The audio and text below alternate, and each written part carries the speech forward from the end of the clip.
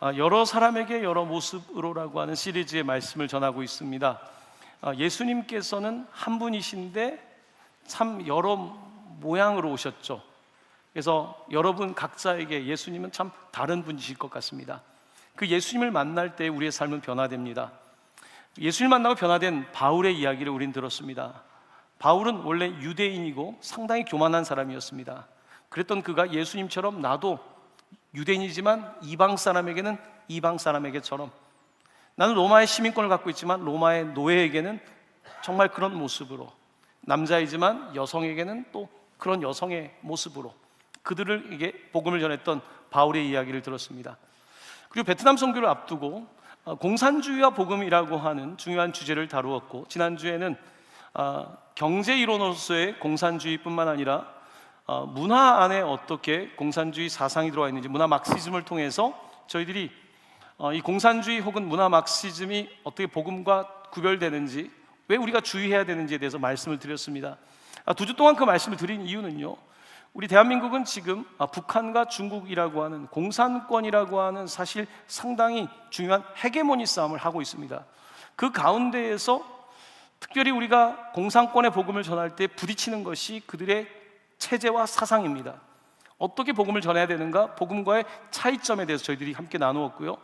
특별히 한반도 선교 사역을 하고 있는 저희 교회에서는 북한에서 오신 분들이 계시고, 또한 복음 통일을 준비하는 입장에서는 어떻게 공산 사상을 가지고 있는 분들이 복음을 들을 수 있는지에 대해서 우리가 계속해서 깊이 기도해야 되고, 또한 연구해야 되고, 그들을 만나면서 배워가야 되는 것입니다. 그래서 지난주까지는 공산 사상과 문화 막시즘에 대한 말씀을 드렸습니다. 혹시 이 부분을 놓친 분들이 있다면 또 영상으로 한번 보시면 좋겠습니다.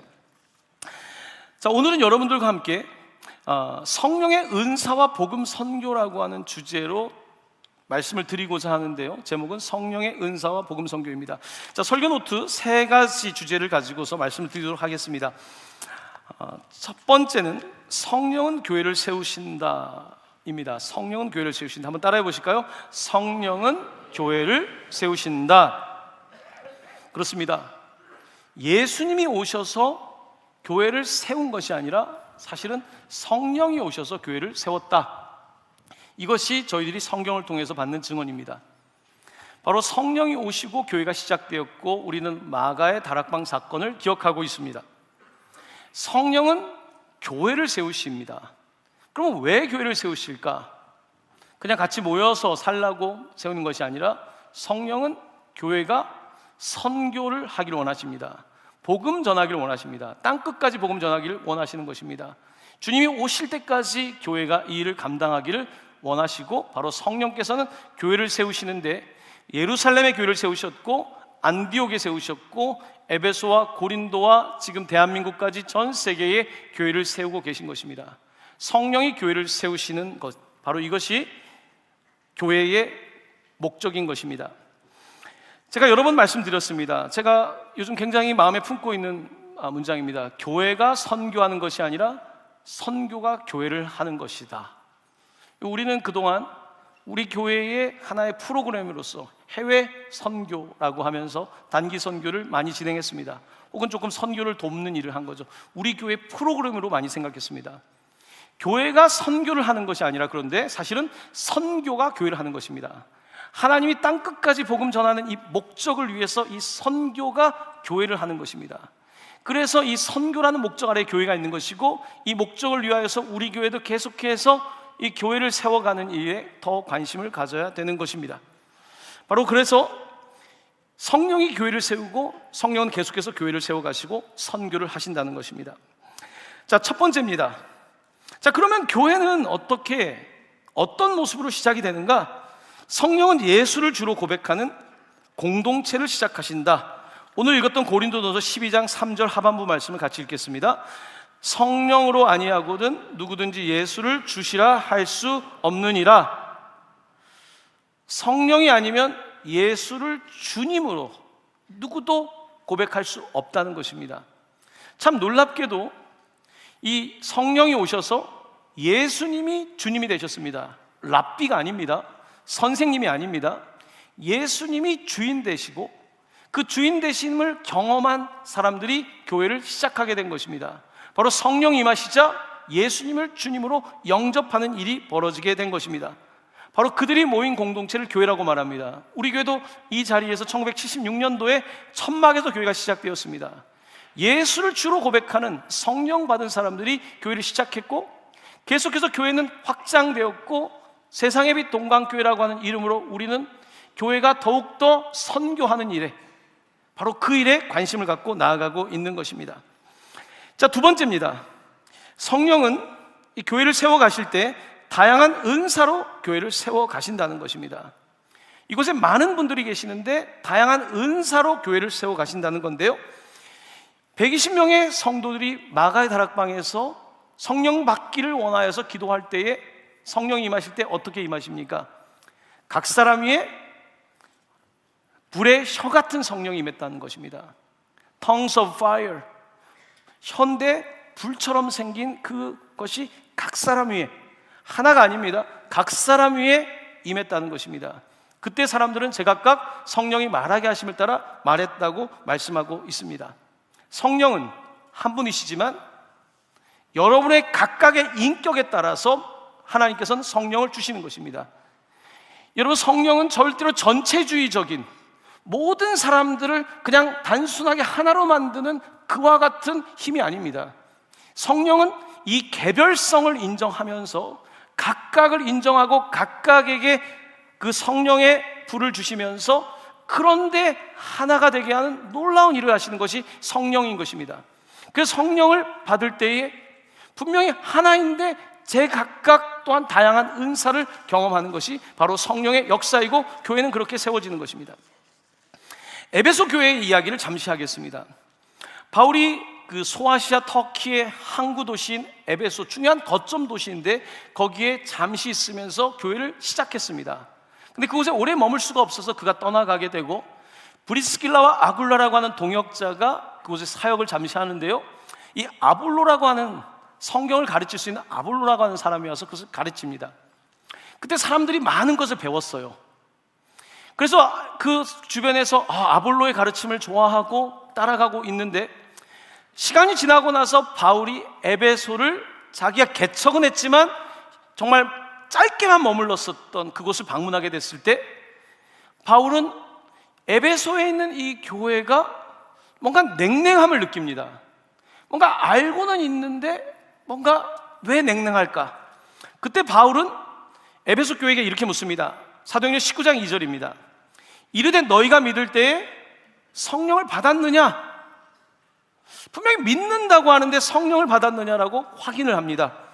그때 그들이 이렇게 대답합니다. 19장 2절 하반부입니다. 같이 읽어볼까요? 이르되 아니라 우리는 성령이 계심도 듣지 못하였노라. 이들은 성령에 대해서 듣지 못했던 것입니다. 율법에 따라서 세례, 요한의 세례, 그러니까 죄를 씻고 또 씻고 또 씻는 이와 같은 율법적인 세례에 대해서만 알고 있었습니다. 그들은 성령에 대해서 알지 못했습니다. 그때 하나님께서 바울에게 감동을 주십니다. 이들이 지금 필요한 것은요, 어떤 율법에 대한 지식을 능가하는 성령임을 알게 되었고, 사도행전 19장 6에서 7절에서는 이렇게 말씀하고 있습니다. 바울이 그들에게 안수함에 성령이 그들에게 임하심으로 방언도 하고 예언도 하니 모두 12사람쯤 되니라. 아멘. 바울이 성령이 알지 못하는 그들에게 안수할 때에 그들이 성령을 받으면서 함께 은사인 예언과 방언도 받았다고 되어 있습니다.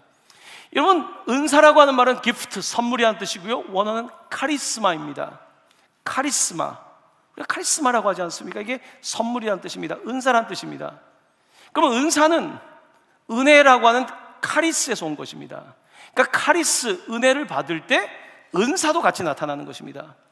예수님을 나의 주님으로 모실 때, 성령에 의해서 예수를 나의 주로 모실 때 놀라운 은혜를 경험합니다.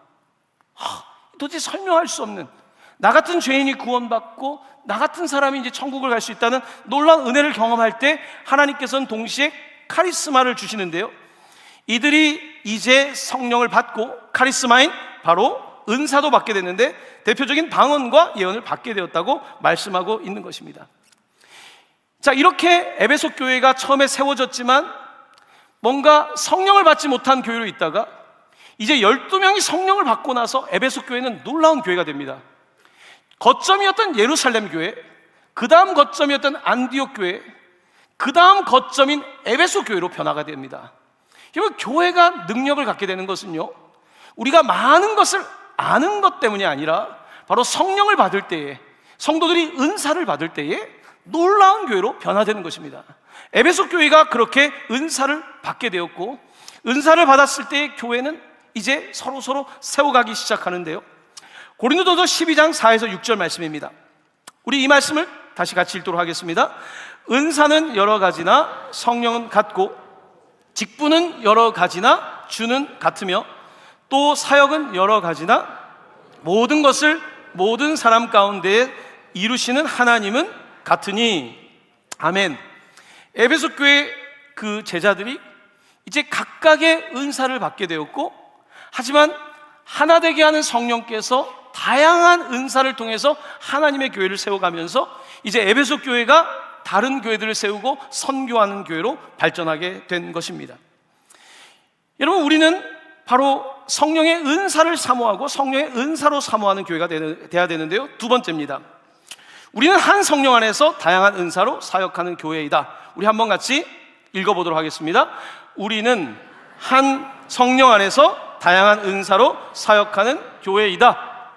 이 문장을 쓰면서 제 마음에는 세상의 빛 동강교회가 있었습니다. 우리 교회는, 세상의 빛 동강교회는 바로 이런 교회이다. 우리는 교회이다. 여러분과 제가 우리는 교회이다. 어떤 교회인가? 성령을 받고 성령으로 예수를 주로 고백하는 그 성령 안에서 여러분들의 다양한 은사로 사역하는 교회, 바로 이것이 우리 교회가 되어야 되는 것입니다. 자, 은사에 대해서 조금 더 말씀드리겠습니다. 이번에 첫 번째입니다. 성령의 은사는 개발하는 것이 아니라 받는 것이다.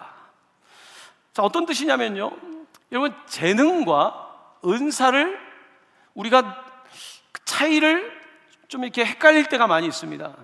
재능, 탤런트와 은사, 카리스마라고 하는 기프트는 다릅니다. 어떻게 다른가? 재능은 여러분들이 태어날 때 하나님께서 주신 거예요. 그러니까 천부적 재능이라 그러죠. 태어날 때 어떤 사람은 예술적인 재능이 있고, 어떤 사람은 수리적인 재능이 있고, 어떤 사람은 신체적 재능이 있고, 여러분이 태어날 때 받은 그 여러분이 잘하는 그것을 재능이라고 부릅니다. 탤런트라고 합니다. 그런 탤런트는 쇼를 하죠. 탤런트 쇼를 하죠. 그럼 은사는 뭔가? 여러분이 태어날 때 받은 것이 아니라 여러분이 다시 태어날 때 받은 것입니다. 다시 한번요. 재능은 여러분이 태어날 때 받은 것이고, 은사는 여러분들이 다시 태어날 때, 거듭날 때, born again, 예수님을 믿고 성령을 받을 때 받은 것을 바로 은사라고 말하는 것입니다. 그러니까 재능과 은사는 달라요. 여러분에게 다 재능이 있을지 모르지만요, 은사는 내가 다시 태어날 때 받는 거예요. 태어날 때 받는 거 말고 성령으로 다시 받는 거예요. 물속에서 나올 때 받는 그런 재능이 아니라 물과 성령으로 거듭날 때 주시는 것을 바로 은사라고 부르는 것입니다. 그러면 여러분에게는 어떤 은사가 있습니까? 이 말인즉슨 여러분은 성령을 받으셨습니까? 여러분들은 이 땅에 태어난 건 다 태어났는데 다시 태어나셨습니까? 거듭나셨습니까? 여러분, 거듭나셨습니까? 다시 태어나셨습니까? 다시 태어났다면 반드시 은사도 주셨을 겁니다. 그럼 나는 무슨 은사가 있을까? 라는 생각을 하실 텐데요, 오늘 그 은사에 대해서 좀 더 생각해보는 시간을 갖기를 원합니다. 자, 성령은 교회의 필요에 따라서 다양한 은사를 주시는데요, 성경 세 군데에 그 은사가 기록되어 있는데 로마서와 고린도전서와 에베소서입니다. 약 20개 정도의 우리가 은사를 나열해 볼 수가 있습니다. 자, 한번 은사, 성경에 나와 있는 20개의 은사를 한번 저와 함께 하나씩 읽어보도록 하겠습니다. 예언, 섬김, 가르침, 위로, 구제, 다스림, 긍휼, 지혜의 말씀, 지식의 말씀, 믿음, 병고침, 능력 행함, 영들 분별, 방언 통역, 사도, 선지자, 전도자, 목사와 교사. 자, 이렇게 지금 20개의 은사가 세계의 성경 구절에 기록되어 있습니다. 여러분, 이 은사들은요, 재능이 아닙니다. 예수님을 믿고 거듭날 때 주신 선물입니다. 재능은 자기를 자랑하는 데 보통 쓰입니다. 재능을 가지고 경제적인 이익을 얻고요, 사람들에게 인기를 얻는데 보통 사용되지요. 재능 있는 사람은 부럽지요. 이게 재능이라면, 이게 내가 세상에서 가지고 태어난 거라면요, 은사는 나를 위한 것이 아닙니다. 은사는 철저하게 다른 사람을 위한 거예요. 자, 저기 나와 있는 은사들은요, 내가 예수님이 나의 주인이 되셨을 때 주님이 기뻐하시는 것을 하는 것이 은사인 거예요. 주님은 뭘 기뻐하실까요? 주님은 교회를 세우길 원하시고 교회를 통해서 선교하길 원하시는데, 이런 다양한 은사를 주셔서 일을 하신다는 것입니다. 예언의 은사가 있는 분들 많진 않죠. 하지만 정말 예언적인 말을 하는 분들, 정말 꿈을 꾸시고 하시는 분들이 있지 않습니까? 물론 굉장히 조심스러운 부분이죠. 섬김의 은사는 교회 안에 정말 너무 감사하죠. 우리 교회도 섬김의 은사가 너무 많습니다. 몸으로 섬기고 정말 남한테 주는 것을 아까워하지 않는 그런 은사죠. 가르침.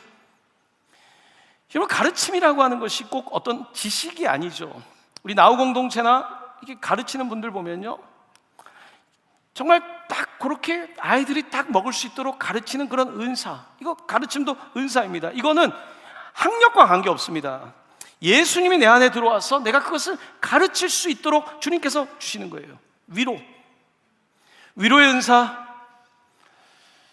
장례식이 나면 내가 가야 될 것 같은 거, 내가 우리 교회 장례가 나면, 특별히 이번에 그 명절 때 장례가 있었는데요, 제가 이제 베트남 선교 가는 날 장례가 있었는데, 오전에 설날이니까 올 사람이 없잖아요. 그러니까 어제 오셨던 분들이 그 다음날 또 아무도 없을까 봐 또 오시고, 장로님들이 또 오셨더라고요. 그렇게 위로하는 거예요. 나에게 그런 위로 은사가 있고요. 구제, 기빙. 나는 무슨 일만 있으면 내가 좀 물질적으로 드려야 되겠다는 마음이 드시는 분들이 있습니다. 어떤 사역이 있으면 일단 적금부터 드시는 분도 사실 있어요. 내가 적금을 들어서 드려야지. 이 특별한 분들이죠. 그건 구제, 정말 내 마음을 움직이는 그런 구제 은사인 거죠. 다스림, 리더십은 뭡니까? 이 은사는요, 정리를 잘합니다. 사람들 배치를 잘하고요, 이런 분들이 어떤 기관이나 어떤 사역 팀장을 맡게 되면요, 정말 시끄럽지가 않아요. 그런 다스림의 은사, 긍휼의 은사는요, 보통 눈물로 나타나죠. 보통 선교지에 가면 그런 분들 많이 봅니다. 계속 돌아다니면서 우시는 분들이 있어요. 얼마나 감사한지 몰라요. 그 눈물이 얼마나 그 공동체를 유익하게 하는데요. 지혜의 말씀, 지식의 말씀, 이런 은사 말고 믿음의 은사 정말 부럽지 않습니까? 믿어지는 거죠. 정말 그 믿음의 은사, 병고침, 여러 은사가 있는데 마지막에 보면요, 목사와 교사, 이걸 하나로 묶어놨습니다. 목사와 교사. 목사는 곧 가르치는 자인데, 신학교를 나와서 목사를 할 수는 있지만 은사 없이 목사가 되는 것은 참으로 자신과 교회에게 참 불행한 일이 되는 거죠. 이것은 은사인 거예요. 내가 예수를 믿을 때에 주님께서 나에게 목사가 되고자 하는 마음을 주시고, 어떤 사람에게는 나에게 정말 나는 평생 전도하겠다는 마음을 주시고, 우리 교회 어떤 성도님들 보면요, 그냥 늘상 전도하는 분들이 있어요. 그분들은 전도를 안 하면 죽을 것 같대요. 그런 것들이 은사인 것입니다. 여러분, 여기 제가 20개의 은사를 말씀드렸는데요, 여러분에게 해당되는 은사가 있습니까? 이상하게도 한국 분들은요, 그 재능 같은 경우도 얘기하면 저는 재능이 없어요. 왜 그런가 봤더니 학창 시절에 항상 이게 등수를 매기다 보니까 잘하는 친구가 있으면 나는 못하는 거죠. 음악도 제일 잘하는 애가 있으면 나는 못하는 거고, 그림도 제일 잘 그리는 친구가 있으면 못하는 거고. 그게 아닙니다. 하나님이 재능을 주신 거예요. 이번 베트남 선교를 갔는데 아이들한테 하얀색 그 천으로 된 그 가방을 주고 아이들한테 그림을 그리라 그랬어요.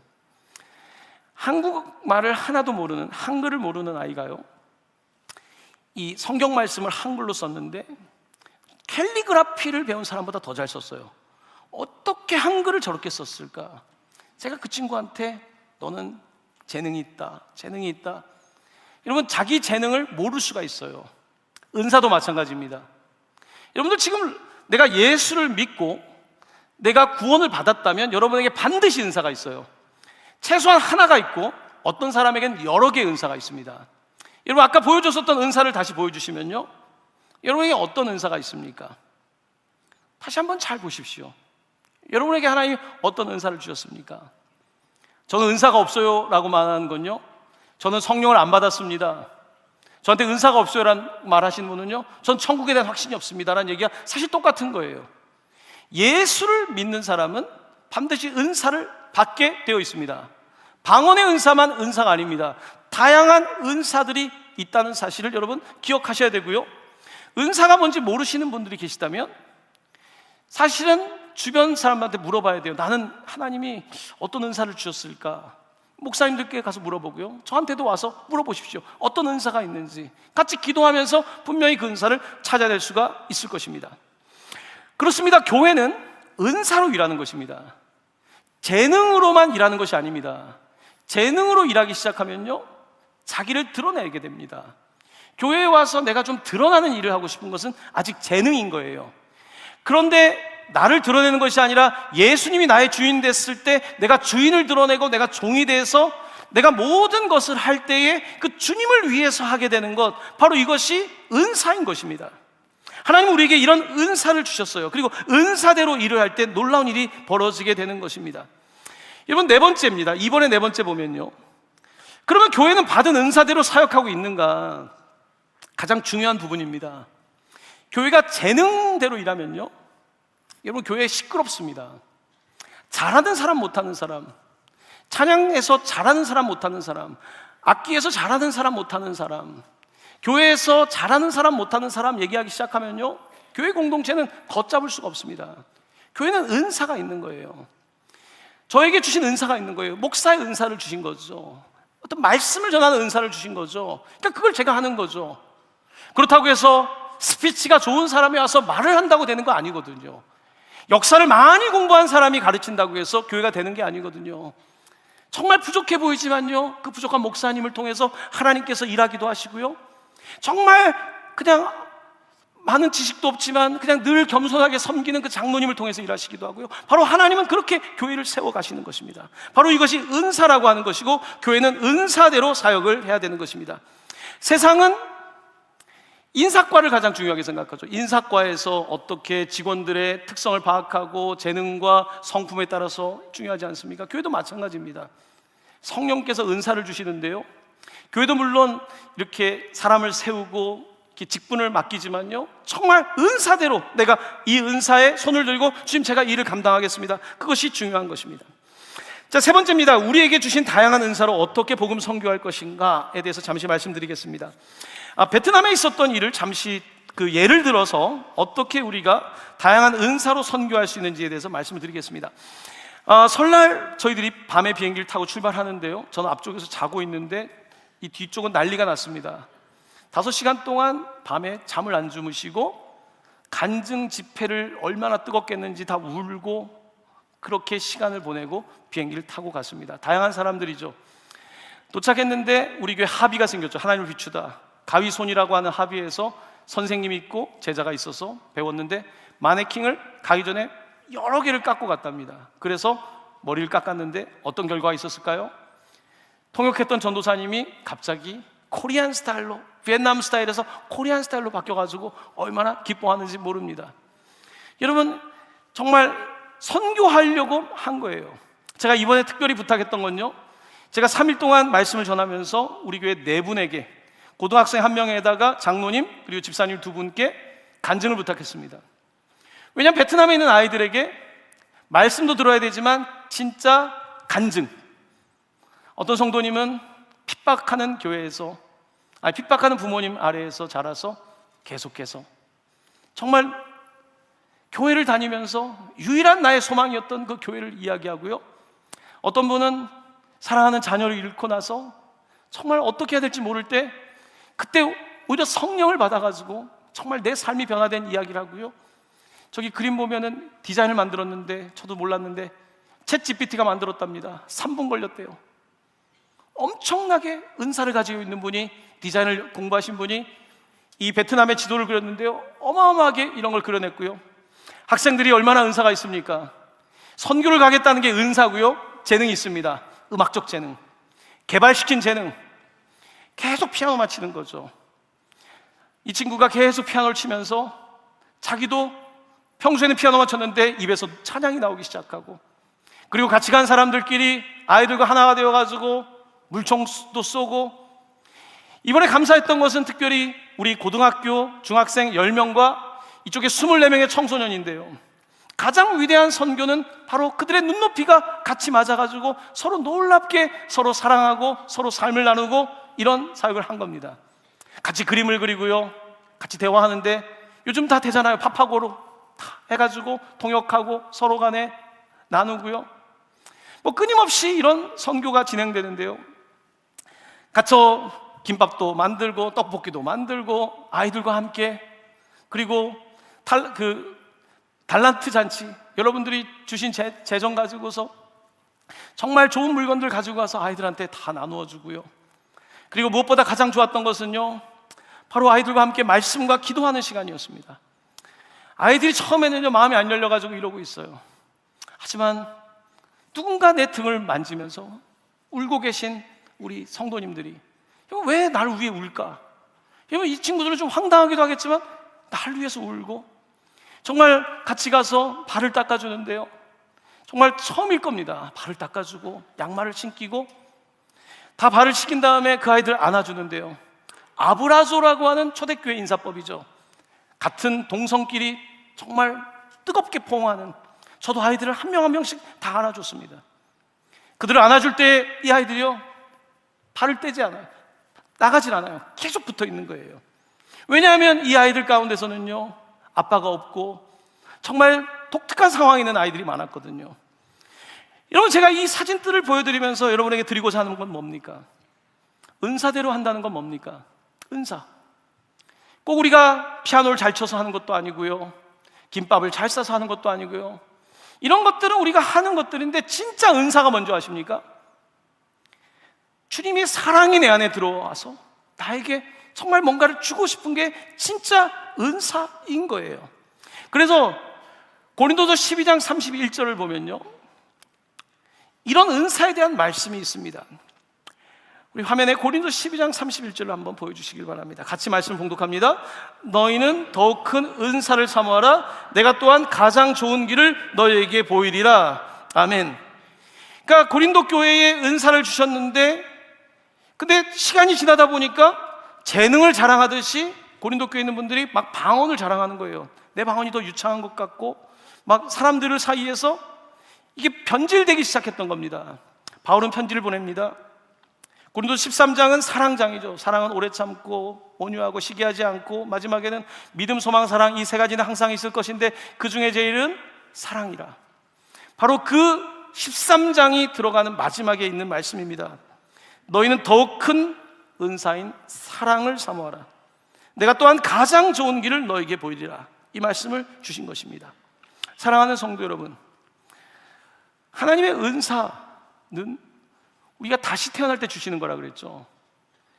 그전에는 내 인생을 내가 살았어요. 내가 원하는 삶을 살았어요.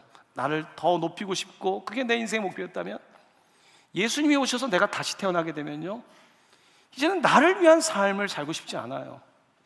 이제는 나의 주님을 위해 살고 싶어요. 왜요?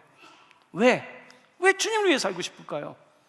왜냐하면 예수님께서 이 땅 가운데 오셔서 십자가에 죽으시고 나를 구원하신 이 놀라운 그의 사랑이 내 삶을 변화시키니까요.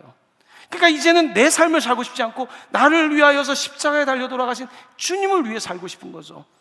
그렇게 살고 싶은, 내가 그런 사람 아니죠. 나 같은 이기적인 사람이 어떻게 그런 사람이 되겠습니까? 그런데 성령께서 오셔서 내 입에서 예수님을 주라고 고백하고, 성령께서 오셔서 내 삶에 놀라운 변화를 주실 때 그 은사도 받는 거예요. 그러다 보니까 다른 사람이 힘든 걸 보면 자꾸 눈물이 나고, 다른 사람이 힘든 데 가서 위로하고 싶고, 그 사람에게 이게 단순히 물질의 문제가 아니라 영적 문제이기 때문에 그것을 알려주고 싶고, 그 사람에게 전도하고 싶고, 이 놀라운 일들이 일어나게 되는데 그 핵심에는 그리스도의 사랑이 있는 것입니다. 그 은사를 사모하라는 거예요. 그 은사를 가지고서 정말 다양하게 우리가 사역을 할 때에 우리 교회만 세우는 것이 아니라 또 다른 교회를 세우고 학교를 세우고 계속해서 선교적인 지형을 넓혀갈 수 있다는 말씀입니다. 그러므로 재능과 은사는 다른 것이요, 바로 방향입니다. 은사는 주님을 위한 것이고 주님이 목숨을 주고 구원하려고 하는 땅끝까지 열방을 향한 주님의 심장이 바로 선교인 것입니다. 자, 그래서 이제 세 번째, 첫 번째입니다. 이 은사는 결국은 타인에게 유익을 주는 것입니다. 유익, 커먼 굿이라고 영어 성경에 되어 있는데요, 저 사람에게, 우리에게 유익을 주는 것이죠. 고린도서 12장 7절 말씀을 같이 읽겠습니다. 각 사람에게 성령을 나타내심은 유익하게 하려 하심이라. 아멘. 여러분, 재능은 자기에게 이익이 되는 거예요. 하지만 은사는 유익하게 하는 거예요. 다른 사람에게 유익을 주고 다른 사람에게 유익을 줬는데 그게 사실은 나의 유익이었던 거예요. 선교 현장에 가서 내가 봉사하다 와야지, 내가 좀 재정을 좀 써야지, 이렇게 생각했던 사람이 이게 날 위한 거였구나. 나한테 너무 큰 유익인 거예요. 내가 준 게 없는 거예요. 내가 뭔가를 준 것 같은데 주님께서 나한테 준 게 더 많은 거예요. 그러니까 그게 유익이 되는 거죠. 그러니까 유익을 끼치는 거죠. 그래서 선교를 갔다 오면서 베트남 선교사님께서 지금까지 많은 단기팀이 와서 너무 좋았지만 이번에 팀은요, 정말 상상할 수 없는 은혜를 주셨다는 거예요. 정말 기도 많이 하고 준비하셨더라고요. 정말 겸손하게 막 섬기려고 할 때 하나님께서 부어주시는 것입니다. 유익을 주시는 것입니다. 그렇습니다. 사랑하는 성도 여러분, 오늘 우리는 이 바로 유익, 하나님이 주시는 유익을 따라서 이제 은사를 섬기는 건데요, 마지막 두 번째입니다. 거저주라. 마태복음 10장 7에서 8절 말씀, 우리 주님께서 주신 말씀을 같이 봉독하도록 하겠습니다. 가면서 전파하여 말하되 천국이 가까이 왔다 하고 병든 자를 고치며 죽은 자를 살리며 나병한 자를 깨끗하게 하며 귀신을 쫓아내며 너희는 거저 받았으니 거저 주라. 아멘. 아멘. 예수님께서는 지금 우리가 은사, 병든 자를 고치시고 죽은 자를 살리고 나병한 자를 깨끗하게, 귀신을 쫓아내고 이것들을 행하셨어요. 바로 그 주님께서, 바로 주님의 영이 성령이죠. 바로 주님의 영이, 바로 주님이 하셨던 일을 우리에게 다시 맡기시는 거예요.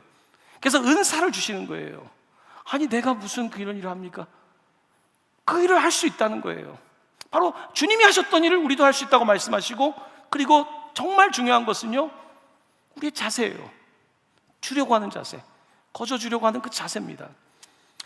세상의 빛 동강교회가 선교를 하면서 하나님께서 한 가지 중요한 일을 하셨어요. 그 네팔의 학교를 세울 때 땅과 그 건축 비용이 많이 들지 않습니까? 우리 교회는 거기에 누구도 거기에 등기의 이름이 없습니다. 우리 땅이 아니에요. 우리 건물도 아니에요. 거기도 땅값이 네팔이 얼마나 올랐는지 아십니까? 내 땅을 샀으면 돈이 얼마였겠습니까? 여러분, 선교는 주는 거죠. 바로 주는 것.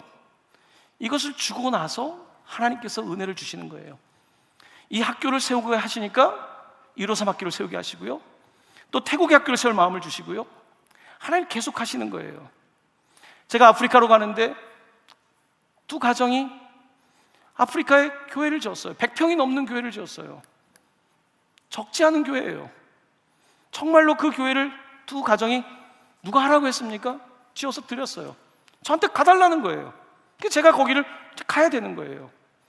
여러분, 하나님께 우리가 할 때에 누가 시킨 게 아니에요. 그냥 받은 은혜가 있으니까 카리스마 은사가 되니까 나에게 은사대로 하는 거예요. 그때 하나님께서는 은혜를 주시는데요, 우리를 통해서 그들에게 은혜를 줄 뿐 아니라 다시 흔들어서 여러분과 저에게 주시는 은혜인 줄로 믿습니다. 바로 이것이 교회입니다. 그러면 교회는 신비입니다. 교회는 조직이 아닙니다, 여러분. 교회는 스마트한 조직이 아닙니다. 교회는 스마트한 어떤 교리가 아닙니다. 교회는 성령께서 하시는 것이고요, 성령께서는 계속해서 은사를 주셔서 선교하게 하시는데요, 여러분들, 우리는 다시 태어나지 않았습니까? 다시 태어난 여러분들, 정말로 더 사모하는 마음 가지고 은사를 일으키시길 바라는데요, 사도 바울은 디모데에게 편지를 보내면서 내가 너에게 안수할 때 은사가 불일 듯 일어나게 하려고 했던 거 기억나지? 라고 이야기합니다. 사랑하는 성도 여러분, 여러분에게 다시 주님의 은사가 불일 듯 일어나기를 간절히 축원합니다. 사랑의 은사가 일어나길 바랍니다. 여러분에게 주신 20개의 은사들 가운데 내가 하나만 받았다면 하나님 나에게 다시 성령을 주시고 내가 충만하길 원합니다. 그렇게 여러분들 정말 나를 위한 인생에서 이제는 주님을 위한 인생으로 여러분의 삶을 들이실 때에 하나님께서 여러분의 삶과 가정에 더 큰 복 주시기를 예수님의 이름으로 간절히 축원합니다. 아멘. 이 시간 함께